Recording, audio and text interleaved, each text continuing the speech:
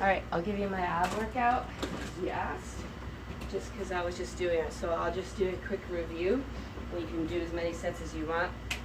I typically start with a weight for this workout, and I will start with it over my head, feet in a shoulder width stance, and then I lean the weight to one side, causing me to have to really contract the obliques on this side, and this side is on stretch, and then I ask it to switch sides. So the weight is heavy, so you have to keep it over your head, and you keep switching, and you use your hips to shift.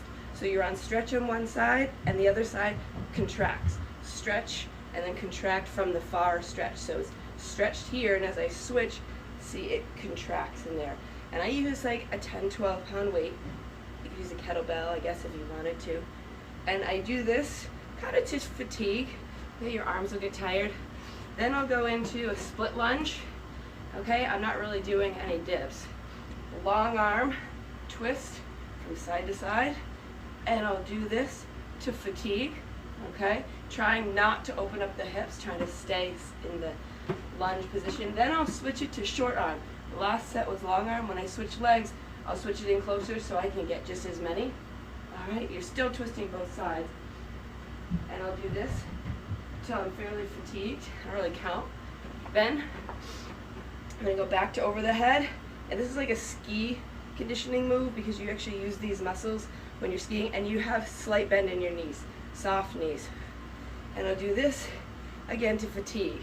Okay, once you've done that, now go back to your split lunge. You can pick whatever side, and figure 8, up and over, up and over. Okay, I do like 8 of these because I'm usually getting pretty tired. And I'm gonna switch again, and I'm gonna do the same thing on this side.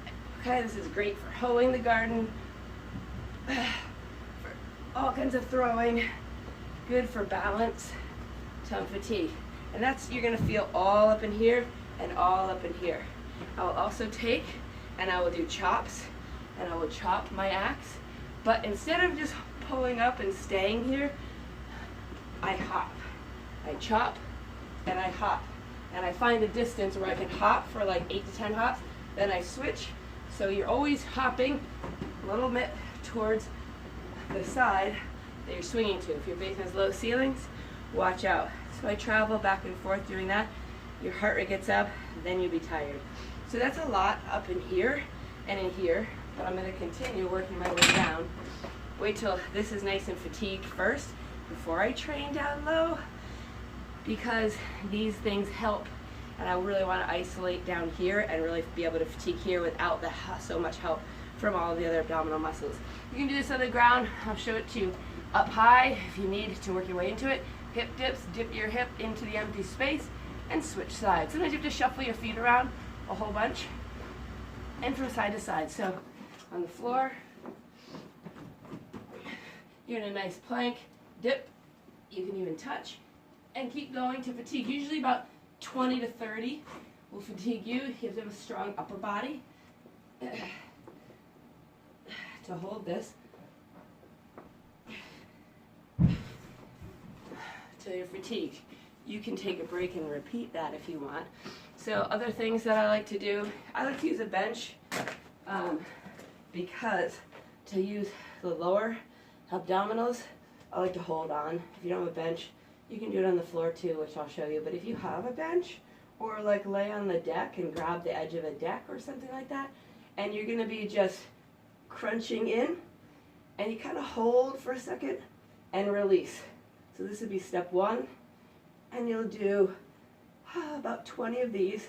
Then you're gonna take it out and add the crunch in again. Out, add the crunch in again.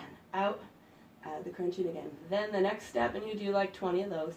Then you're gonna go out, up, out, add the crunch. Out, up, hips off, lower it, and in. So you do about 20 of those. You should be nice and fatigued. After that, you start reducing. So you take this out and just go back to out and in for about 20. And then at the end, you're just back to here. Crunching, using those lower abdominal muscles to get your hips off the floor. You can also do it on the ground You can have your hips under you if you're flat on the mat or on your ground. Same thing here to here, and you end up here. And the longest one is out and up. And you can always go through and reverse these things. So you could go up, in, out, in, up, in, out, in, up. But always end with a number of these, because this area will be really fatigued, and you're just asking for a minimal movement from there. What else do I do? I will face this way so I can see. I will do rocking. So a lot of balance is involved, and it's just, this would be the first phase of the rock. Okay, and balance. Okay, so the next would be out and in. Grab the legs if you need to. Okay, and then next level, see I'm really fatigued not having done the full set, is the V-up.